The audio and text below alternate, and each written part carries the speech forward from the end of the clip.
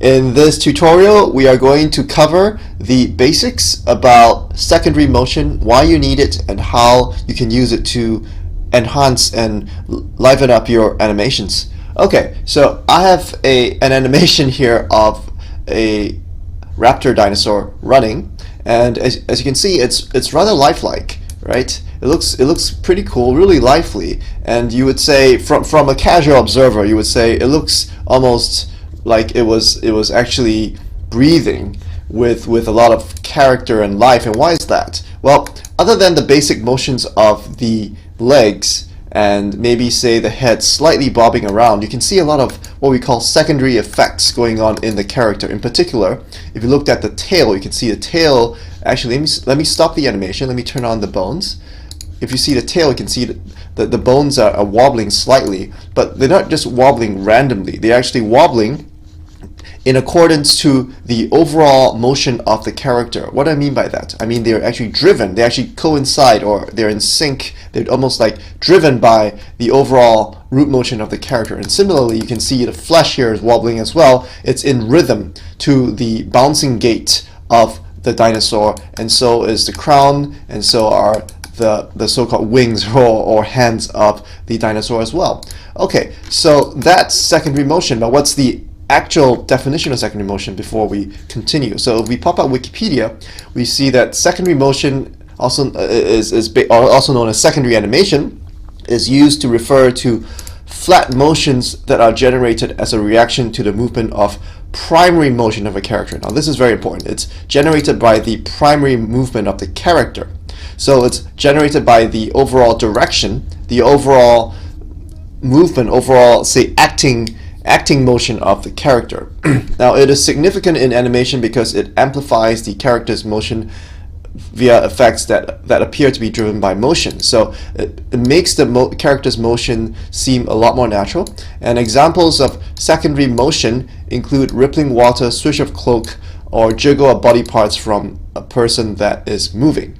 So it has many degrees of freedom. It's actually quite complex, right? So one example would be cloth or flesh, which moves in a whole bunch of different ways that will be really difficult to keyframe. And so it's difficult to hand animate secondary motion. It's typically done by computer software. Well, thankfully you have Creature.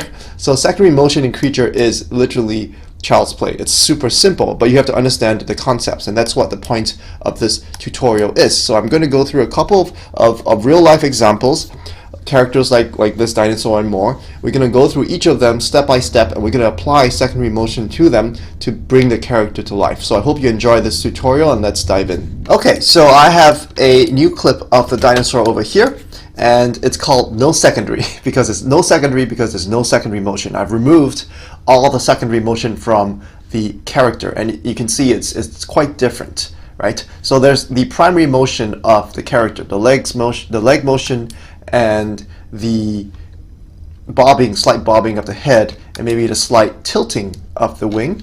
But that's all using the rotate cycle motors or the smooth IK rotate motors. But you can also keyframe them as well. That's not the focus of this tutorial. This tutorial is to amplify the base directional motion, the base motion that we have, amplify it with secondary motion to bring the character alive, right? So typically you get to this stage, you've animated most of the core actions, if you will, if I call it core actions of the character. So it does whatever it's supposed to do. It's doing a running gait. And then you think, what's next? Well, it still looks kind of stiff, right?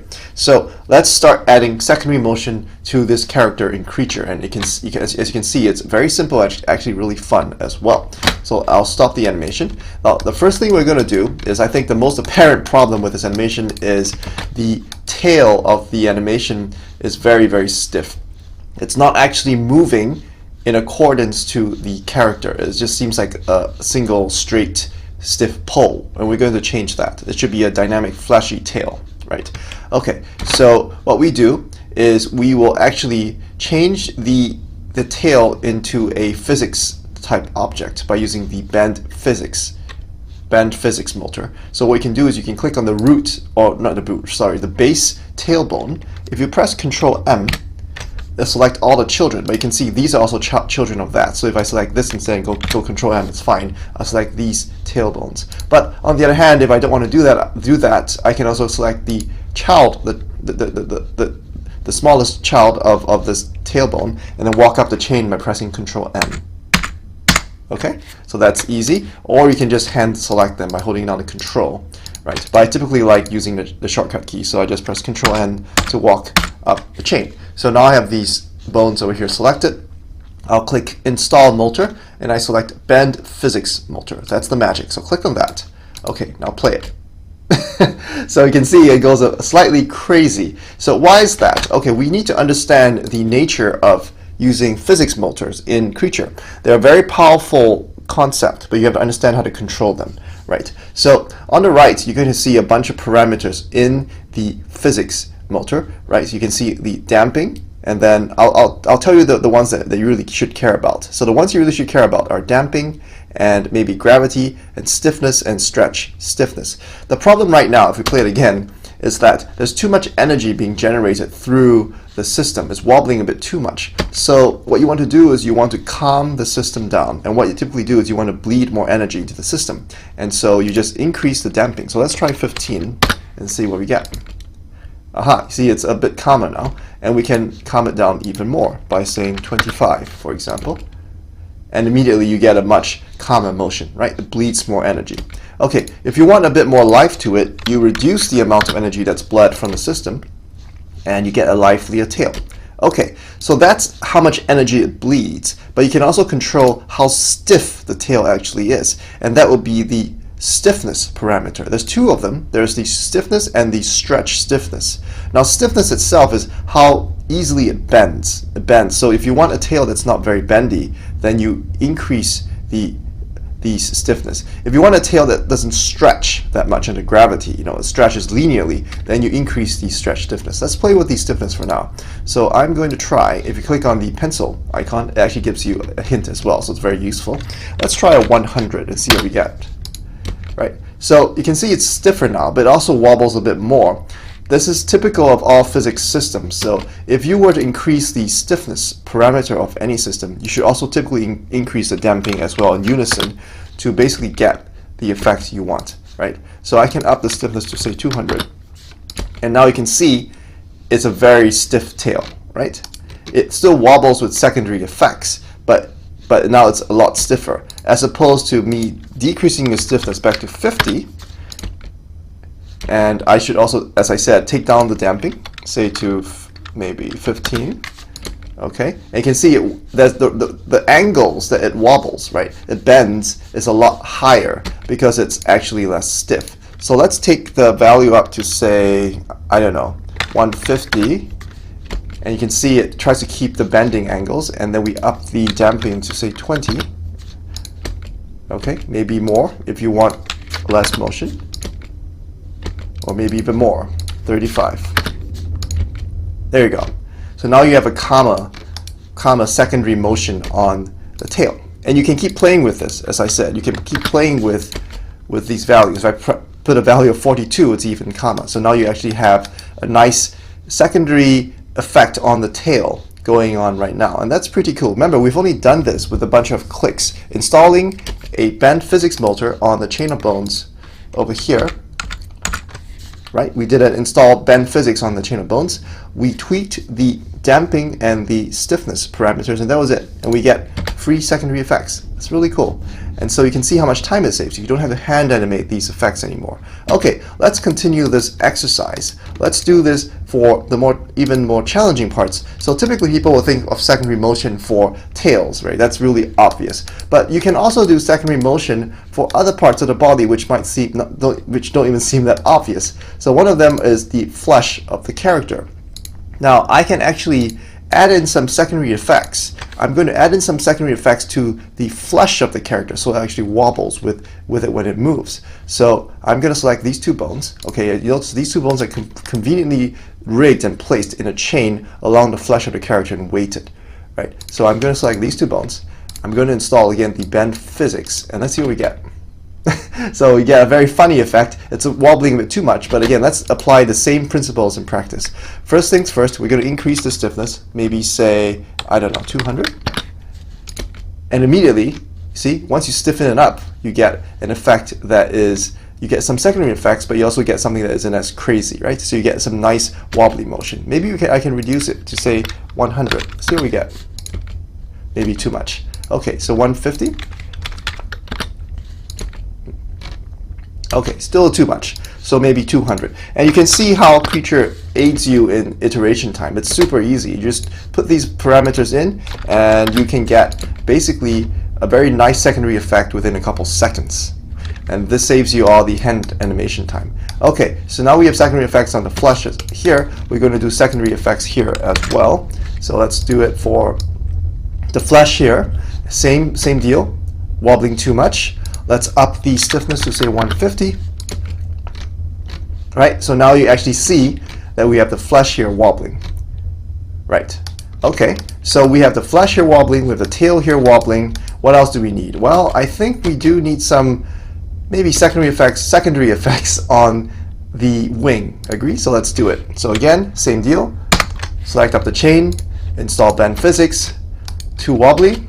Let's up the stiffness to say 150, the bending stiffness, and there you go. That's pretty cool. So we have secondary effects now on the wing, the flesh, the tail. It's been a really short time, but we have some pretty cool results already. Let's do it for the final part, the crown. So again, 3 bones, install, bend physics, play. It's too crazy. Up the stiffness. There you go. Up the damping, probably. Okay. And then lastly, turn off the bones, and let's see the final result. There you go. So we have actually achieved some pretty amazing secondary effects with a couple of physics motors very, very easily in Creature, and that demonstrates the power of the procedural motor system in Creature. But in addition to that, I hope you've gained an appreciation of why you need secondary motion in your characters. It really brings your character to life. You can actually see this character as a much more viable, I would say, viable, a believable character. You can sell the character in a game or film or whatever media piece you're doing with secondary motion. So it really brings a really extra special touch to your character. Okay, I'm going to go through a couple more examples. Let's take a look. Okay, so here's another example. Now, in this example, we have this great amusing looking character over here, this monster character. There is some secondary motion on some of the sections of the character. I've left them in, but I've also intentionally removed secondary motion specifically on the 2 hands and the tail, and we're going to go through the exercise of adding secondary motion. All right? Okay, so let's try a couple things. Let's say you wanted to do secondary motion on the tail, and I wanted to do it at the end.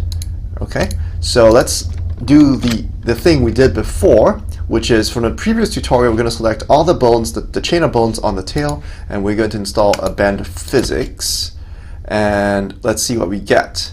Okay, so, well, let me just turn off the gravity. If you don't want it to wobble at the start, typically you turn off the gravity, and then you can get, you know, a non-wobbling state at the start. Okay, so you get some secondary motion on the tail. It actually is kind of cool, but we can probably amplify this a bit. What do I mean by that? Well, as we mentioned before, secondary motion is driven by primary motion, right? You need a primary action that's driving it. Right now, this primary motion is driving. This secondary motion is the up, down, move, bounce gait of this monster. And that might not be enough to accentuate this motion. You might want something more dramatic, right? So you might say this is not enough. So what do? Well, let's come in here, let's remove these motors first that we did. So there's no secondary motion on the tail. And here's what we're going to do. Here's a typical trick, and this is a typical 2-step process that I encourage you guys to do as well. If you want to amplify the secondary motion on, say, a dangly tail or flesh or whatever, what you do first, very important, is you install a rotate cycle motor or move bounce, whatever you want to call it, at the base of your chain. Okay, so let's do that. So let's select this bone, click install motor, and then we will search for rotate cycle motor. Okay, So we play it, it's kind of ridiculous because the angles are too large. So we'll reduce it. We'll reduce it to say 5 and -5, okay? Okay, and maybe increase the speed so it's in sync with the character, right? Something like this. Okay, so now you have more of a rotational driving action in the base chain of the tail, and we're going to do the secondary motion now. We're going to select the next bone in the chain, Ctrl+M, install motor, bend physics, and we'll turn off the gravity, okay?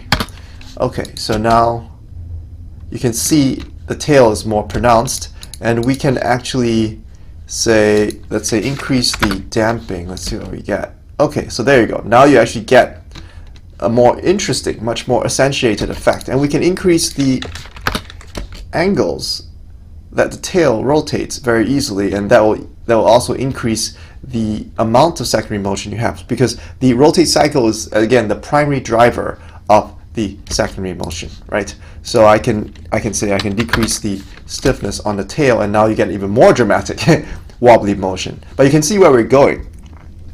You typically want to install a major driving component to drive your secondary motion, so you get this really nice wavy follow-through effect. How much you want to drive is up to you, but I will encourage, in general, a tip is to have some kind of oscillatory motor at the base chain of the dangly bone chain you want to have secondary motion on.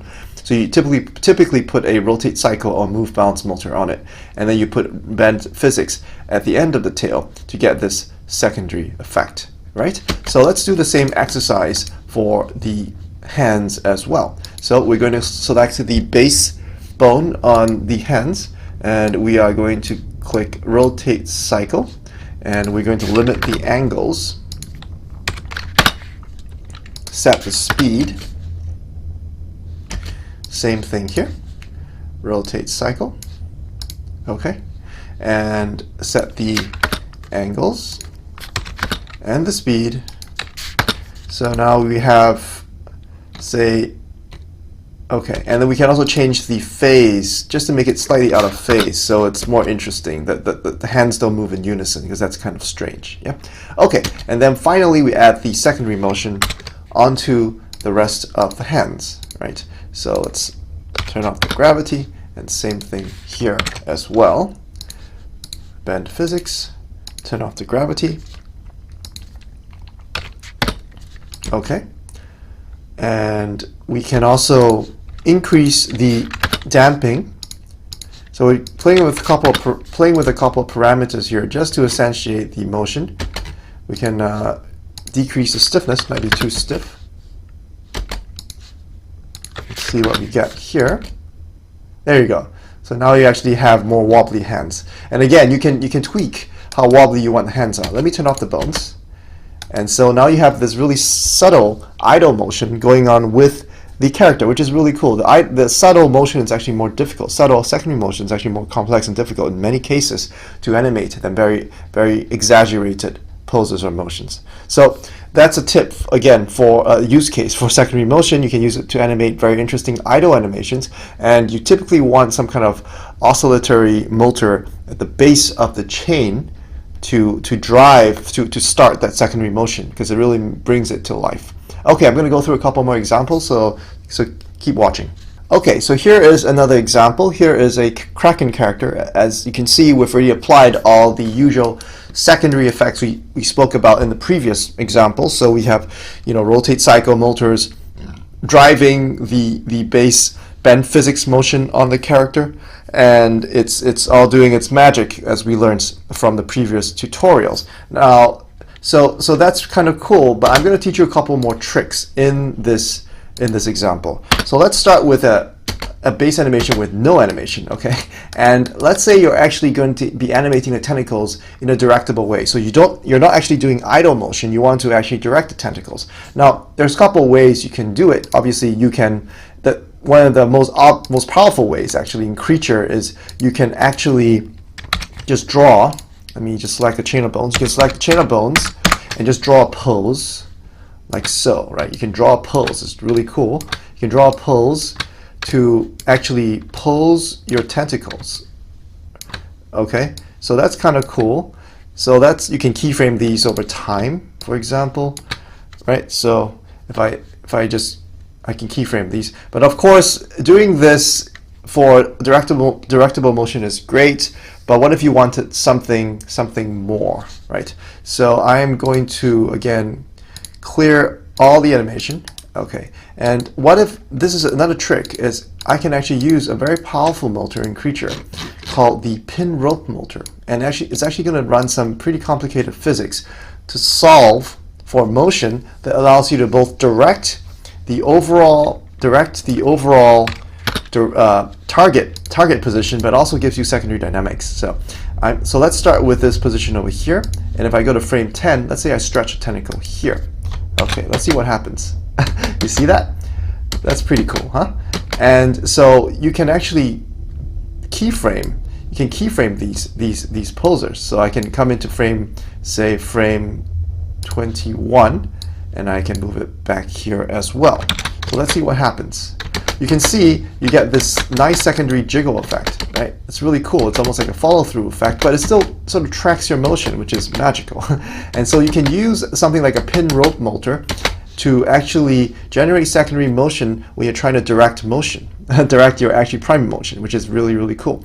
You can also change how much it stretches. This is where stretch stiffness becomes important. So I can up, say, the stretch stiffness to 100 to prevent it from stretching that much, right? So these are the different parameters you can play with. So let's take it down to 70 to see what we get. So depending on the type of action you're going for, you can basically play around with these physical parameters. Okay, if I up the stiffness, it will actually revert and try to preserve its shape a lot more. So I encourage you to play around with these parameters to see what you get. I can also play with the damping, right? So you get this nice follow-through fleshy effect by simply keyframing your target position, right? And Creature will solve for the rest. So that's a very nice and easy way to get secondary effects from long tentacle chains by using the pin rope motor. So that's another tip for you. Okay, and let's clear this animation now. Let's clear this animation. Let's remove. Okay, so there's nothing here. Now I can do another thing too. Let's say I want to do it the traditional keyframe way without installing motors. Can I get secondary action as well? You can. In fact, you can. So I'm going to start with the tentacle here. I'm going to go to, say, frame 10 again. I'm going to rotate the tentacle. Okay, so very simple animation, nothing fancy, just doing that. And now let's say I want to apply secondary effects to these guys over here, but I don't want to install a physics motor. Is that possible? Yes, you can. So click on Animate.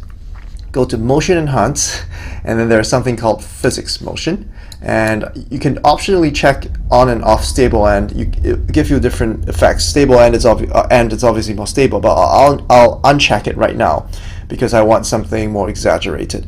And then you set the start and end time. So what this does is it will actually simulate the physics, but then write it back for you into keyframes, right?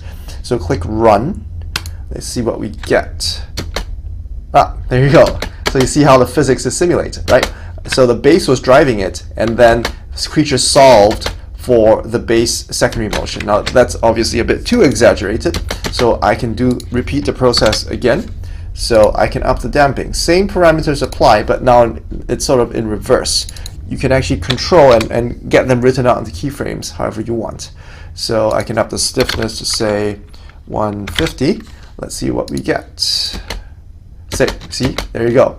It's a lot more controlled now, and you can see where this is going, right? So if I undo this again, and I want even more damping, I go back again to Motion Enhance, Physics Motion. Let's up the damping to 35. And you can also change the detail. So what is detail? Well, it's going to write the keyframes back into you as animation splines. If you set the detail to really high, the splines will be very detailed. Very low, it will try to simplify the animation spline. So it depends on how many knots you want in the system. The system will take care of the rest for you. I typically set it to the center as average detail. All right, so it's a manageable number of knots, as you can tell from here. So let's play it again and see what we get. Okay, maybe too much damping. So let's try this again. Animate, motion enhance, physics motion.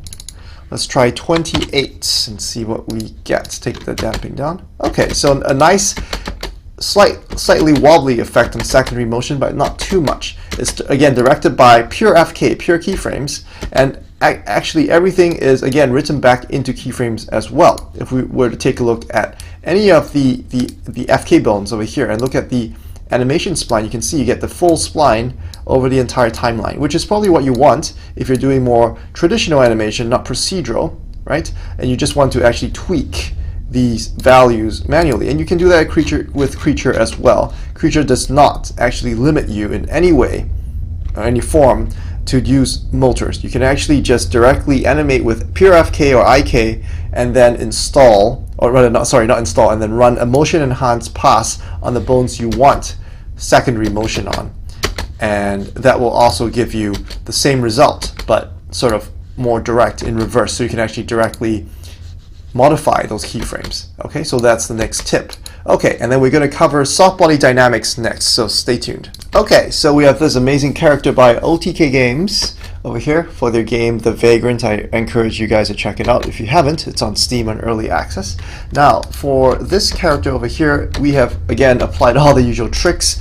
We have the bend physics on the cap of the character. We have, you know, bend physics again on some of the flesh of the character. We have some subtle breathing motion using move bounce motors. Oh, and one more tip, if you want to see how your character is actually rigged, click on the Anim rig graph, and you can then see in particular how many motors are installed on the system, how it's actually structured. You can see this bend physics on a couple of them, and you have IK and move bounce and whatnot. You can also switch to the bone hierarchy, and you can see how the motors and bones are grouped accordingly. You can also actually select by just, you know, highlighting and zooming in and whatnot, selecting from this view. So it's very, very, very useful. Okay, anyway, so back to the original. Now we have this character over here. You can say, well, that's enough secondary motion. Yes, there is, but we can liven it up even more. Let's see how we're going to do it. So we have what we've done in the previous examples is we have installed physics motors on primarily the bones, and we're playing around with techniques to sort of give you secondary motion with those physics motors. But again, they're primarily on the bones, and the bones drive the mesh of the character. You can also directly install physics, or what we call soft body dynamics, soft body physics on the character itself to give you a squishy, deformable effect, and this is typically used for any kind of flesh or cloth motion. So let's select the body of this character, and we're going to click install motor in the regions tab, okay, and we select a physics motor. So it's going to deform it using soft body dynamics. Now the first time you install it and you play it, it's going to fall off the system. It's going to fall under gravity because nothing is constrained. That's fine. Go back in and select the body, and now click edit motor.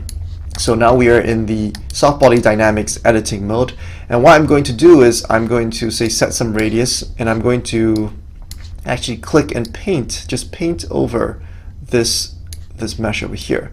Okay, so the white regions are basically the regions which are glued. They will be directly tracking the animation, and the regions which are not painted are basically regions which will be allowed to flop naturally under with the soft body dynamics. So the system is going to solve for all these constraints. It's actually quite intricate, but you don't have to worry about that. You just need to tell the system which parts follow the animation and which parts don't. Click on Finish Editing, and let's see what we get. Aha! So now you can see there's actually more of a wobble effect coming in, right? Because that's actually soft body dynamics. Now I can actually decrease the stiffness. So if I take it down to 100, you're going to get a ridiculous effect. But let's see what we get. So it's a bit too loose, right? So the system wobbles too much. So you should obviously increase it to a much higher value. But then you see at 800, you get this nice, compelling, rotational, twisty effect that you don't actually get if you were just to do it with bones alone. I can also up the damping to make it bleed energy faster. You can go nuts with it. Oh, that's a bit too much. Let's try, I don't know, 20. Let's see what we get. Okay, so now at 20, you can see that the system bleeds energy a lot faster, and so the flesh doesn't wobble as much, but it still gives you a very heavy molasses type look, right? So you can see how powerful this already is. You typically have a hard time replicating these sorts of motions in, say, just bone physics motors themselves. And if you have issues with that, you can go to the next level and install a soft body physics motor directly on the region mesh itself, and that should give you even more dynamics, right? So let's see what we can get with the cap here as well. Again, physics motor falls under gravity, that's fine, and we are going to paint again parts of it. And okay, finish editing. Okay, so you can see now it's a bit more wobbly. It's actually rotating about the targeted positions, right? Which is kind of cool, but if you don't like that sort of effect, you probably want to paint more of the mesh out, glue more parts of the mesh. Okay, so that's pretty cool. And so now you can see the motion's even more exaggerated, and how exaggerated you want it to be is entirely your choice, right? So again, I can up the damping, say 15, if I don't want it that exaggerated, but you can see you can get this really nice hit impulse, like two hit impulse thing going, which you didn't even get previously with just the bone physics motors themselves. And that, I think, is rather amazing. So this is a combination of bend physics motors and the soft body dynamics playing in unison together to give you a very, very cool dynamic effect that you have a hard time reproducing in any other system. Right? So I hope you enjoyed this rather lengthy but very useful tutorial on secondary motion. We've gone through the whole plethora of techniques. We started from the basics of the bend physics motor, and then we said we could add in base driving motion like rotate cycles or move balance motors to accentuate the motion. We also showed you more techniques to directly write secondary motion into FK keyframe poses using the motion enhance tool, and we can also use stuff like pin rope physics to directly drive physics motion to give you very lifelike tentacle action or any kind of rope type action. And finally, to add additional secondary effects on top of your current bone secondary effects, we can also add in what we've done here, which is the soft body dynamics in meshes themselves. You can paint regions to glue them to specific parts of the animation and then let the system drive the rest of it to give you this really fluid, lifelike behavior. So I hope you enjoyed watching this tutorial, and I hope you can use a lot of this knowledge in a lot of your creature animation assets. So happy animating, and thanks for watching.